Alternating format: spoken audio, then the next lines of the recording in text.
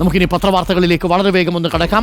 Budget ഡേയാണ്. ഒരുപാട് വാർത്തകൾ ദില്ലിയിൽ നിന്നും എത്തുന്നു. ഇടത്തരക്കാരും പാവപ്പെട്ടവരുമായ മനുഷ്യർ ഐശ്വര്യം നേർന്നുകൊണ്ട് പ്രധാനമന്ത്രിയും പ്രസിഡന്റുമൊക്കെ ഇന്നലെ സംസാരിച്ചത് നിങ്ങൾ കണ്ടു.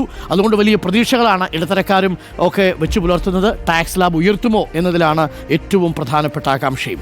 പ്രിയപ്പെട്ടവരെ, മാതൃഭൂമിയുടെ വാർത്തയിലേക്ക് എത്തിയാൽ ആദ്യ പേജ് ജാക്കറ്റാണ്. ജാക്കറ്റ് കഴിഞ്ഞെത്തിയാൽ മാതൃഭൂമി വെല്ലുവിളികളിലും വളരും സാമ്പത്തിക സർവേ എന്നാണ്. ഇന്ത്യ മുന്നോട്ട് എന്നാണ് ഇന്നലെ സമർപ്പിച്ച സാമ്പത്തിക സർവേയിൽ പറയുന്നത്.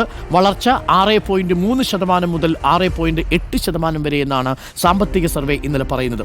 ഇതിനിടയിൽ കേരളത്തിന് പ്രശംസ കിട്ടിയതും പത്രം ആദ്യ പേജിൽ തന്നെ നൽകുന്നു. സാമ്പത്തിക സർവേയിൽ കേരളത്തിന് പ്രശംസ. ഗ്രാമീണ വികസനം, പാർപ്പിടം, ശുചിത്വം, ജലവിതരണം, വൈദ്യുതീകരണം തുടങ്ങിയവയിൽ കേരളം സുസ്ഥിര വികസന ലക്ഷ്യം ഉറപ്പാക്കി. ഇത് താഴെത്തട്ടിൽ ജീവിത നിലവാരം ഉയർത്തി. താഴെത്തട്ടിലുള്ള പങ്കാളിത്തം ഉറപ്പുവരുത്തിയുള്ള മാതൃകയാണ് ഉപയോഗിക്കുന്നത്. ദേശീയ സംസ്ഥാന നേതാക്കൾ നയിക്കുന്ന ബോധവൽക്കരണ പരിപാടികളും ജനപങ്കാളിത്ത ശ്രമങ്ങളും ദാരിദ്ര്യ നിർമ്മാർജ്ജനം, പരിസ്ഥിതി വിഷയം എന്നിവയിൽ ഉദ്യോഗസ്ഥരെ ബോധവൽക്കരിക്കുന്നതിന് സഹായമായി. കിലയുടെ സാങ്കേതിക സഹായത്തോടെ കേരള തദ്ദേശ സ്വയംഭരണ വകുപ്പ് മാർഗനിർദ്ദേശങ്ങളും സുസ്ഥിര വികസന ലക്ഷ്യത്തിനായുള്ള പ്രക്രിയകളും വികസിപ്പിച്ചു.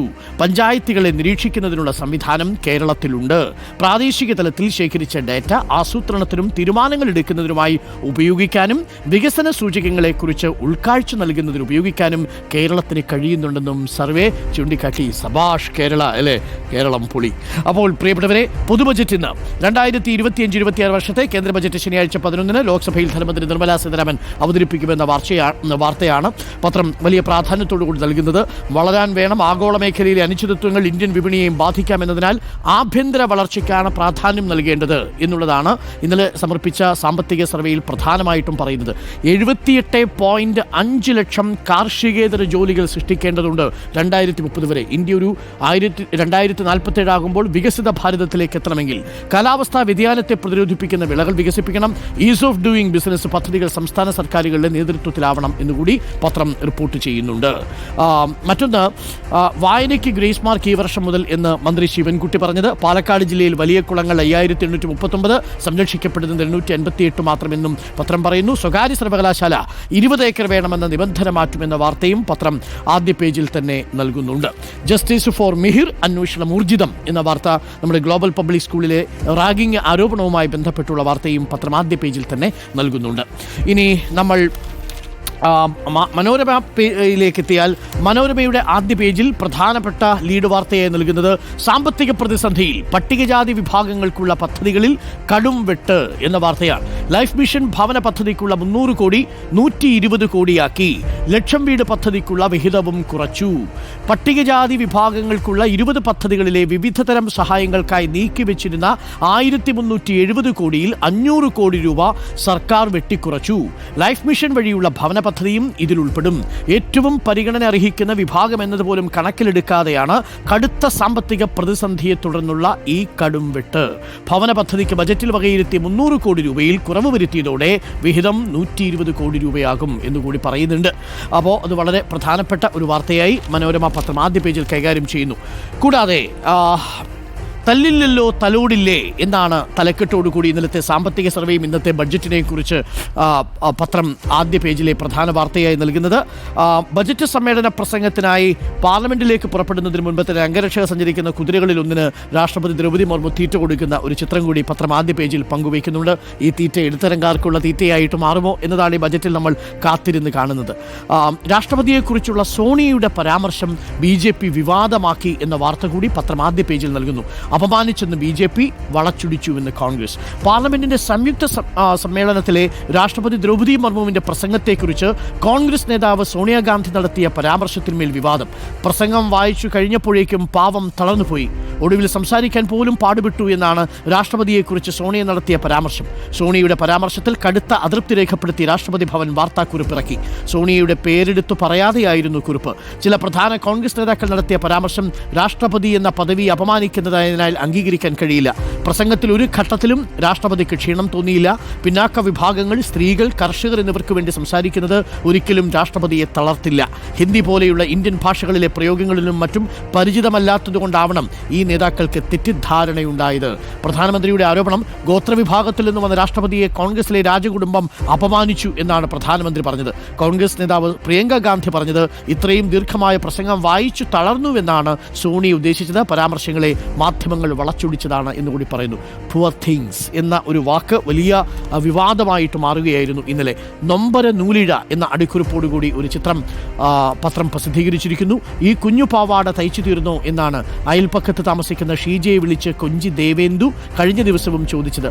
ഈ പാവാടയണിഞ്ഞ് തുള്ളിക്കളിക്കാനുള്ള ആഗ്രഹം പൂർത്തീകരിക്കും മുൻപ് അവൾ കൊല്ലപ്പെട്ടുവെന്നാണ് പത്രം റിപ്പോർട്ട് ചെയ്യുന്നത്.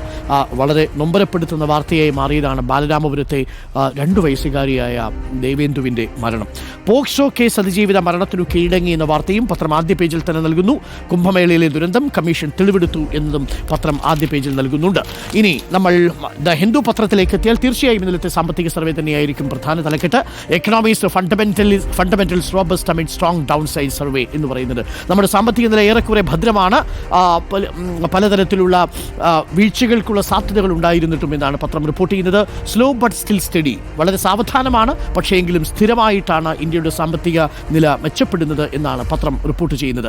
ഇന്നലത്തെ സാമ്പത്തിക സർവേ അടിസ്ഥാനമാക്കിയാണ്. President highlights dreams of middle class ahead of budget. ബഡ്ജറ്റിന് മുൻപ് നയപ്രഖ്യാപന പ്രസംഗത്തിൽ പ്രസിഡന്റ് ഇടത്തരക്കാർക്ക് കൂടുതൽ പ്രാധാന്യം നൽകിയതും പത്രം ആദ്യ പേജിൽ വലിയ വാർത്തയായി നൽകുന്നുണ്ട്.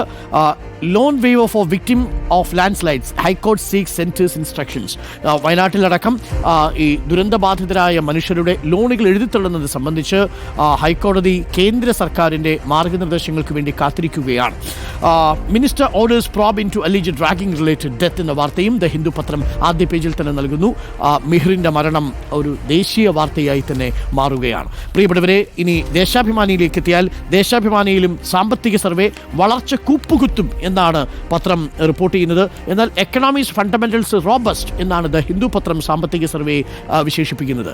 GDP 6.4% ഇടിയും, മൂലധന ചെലവിൽ 12.3% ഇടിവ്, ഭക്ഷ്യോൽപ്പന്നങ്ങളുടെ വിലക്കയറ്റം 8.4% ഉയർന്നു, കയറ്റുമതിയിലെ വളർച്ച 1.6% മാത്രം, ഇറക്കുമതി 5.2% കൂടി തുടങ്ങിയ കാര്യങ്ങളാണ്. ആ സാമ്പത്തിക സർവേയിലെ നെഗറ്റീവ് കാര്യങ്ങളാണ് പത്രം പ്രധാനമായിട്ടും ലീഡായി ദേശാഭിമാനി നൽകിയിരിക്കുന്നത്. മാധ്യമത്തിലേക്ക് എത്തിയാൽ മാധ്യമത്തിൽ മുരടിപ്പ് തുടരും, നിയന്ത്രണം നീക്കണം എന്നാണ് സാമ്പത്തിക സർവേ പറയുന്നത്. അതാണ് മുരടിപ്പ് ഉണ്ട് എന്നുള്ളതാണ്. ഒരു സ്ലോ ഡൗൺഫോൾസ് ഉണ്ട്, പക്ഷേ എന്നാലും സ്റ്റഡിയായി തന്നെ സാമ്പത്തിക വളർച്ച മുന്നോട്ട് പോകും എന്നാണ് എക്കണോമിക് സർവേ പറയുന്നത്. വികസിത ഭാരതം ലക്ഷ്യം കൈവരിക്കാൻ നിലവിലെ വളർച്ച മതിയാവില്ല. നിലവിൽ 7% താഴെയാണ്. 8% സാമ്പത്തിക വളർച്ച എത്താത്ത പക്ഷം 2047 വികസിത ഭാരതം എന്ന് പറയുന്ന ഒരു സ്വപ്നം സാക്ഷാത്കരിക്കപ്പെടില്ല എന്നാണ് ഇന്നലെ സാമ്പത്തിക സർവേ പറഞ്ഞത്. സാമ്പത്തിക വളർച്ചയിലെ മുരടിപ്പ് തുടരുമെന്ന് സൂചന നൽകിയും വികസനത്തിന് ചുവപ്പ് നാടുകൾ ഇല്ലാതാക്കണമെന്ന് പ്രഖ്യാപിച്ചും കേന്ദ്ര സാമ്പത്തിക സർവേ. ശനിയാഴ്ച അവതരിപ്പിക്കുന്ന കേന്ദ്ര ബജറ്റിന് മുന്നോടിയായി ധനമന്ത്രി നിർമ്മല സീതാരാമനാണ് നടപ്പ് വർഷത്തെ സാമ്പത്തിക സ്ഥിതിയും അടുത്ത വർഷത്തേക്കുള്ള പ്രതീക്ഷകളും ആശങ്കകളും പങ്കുവയ്ക്കുന്ന സാമ്പത്തിക സർവേ പാർലമെന്റിൽ അവതരിപ്പിച്ചത് എന്നാണ് പത്രം റിപ്പോർട്ട് ചെയ്യുന്നത്. മധ്യവർഗ സ്വപ്നങ്ങൾ സാക്ഷാത്കരിക്കുമെന്ന് രാഷ്ട്രപതി, 2 വയസ്സുകാരിയുടെ കൊലപാതകം ദുരൂഹത ഒഴിയുന്നില്ല എന്നും മാധ്യമം പത്രം റിപ്പോർട്ട് ചെയ്യുന്നു. ഇനി നമുക്ക് എഡിറ്റോറിയലിലേക്ക് കൂടി ഒന്ന് വേഗമെത്തിയാൽ മാതൃഭൂമി മനോരമ പത്രത്തിൻ്റെ എഡിറ്റോറിയലിലേക്ക് വന്നാൽ ഇന്നത്തെ ദിവസം മനോരമ നൽകുന്ന പ്രാധാന്യം എഡിറ്റോറിയലിൽ ജനാധിപത്യം നാണിക്കുന്നു, കൂറുമാറ്റക്കാർക്ക് ബാലറ്റിലൂടെയാണ് മറുപടി നൽകേണ്ടതെന്ന് ഹൈക്കോടതി. കൂത്താട്ടുകുളം കേസുകളൊക്കെ പരിഗണനയിലുള്ളപ്പോഴാണ് ഹൈക്കോടതിയുടെ സുപ്രധാനമായിട്ടുള്ള ഒരു നിരീക്ഷണമുണ്ടായത്.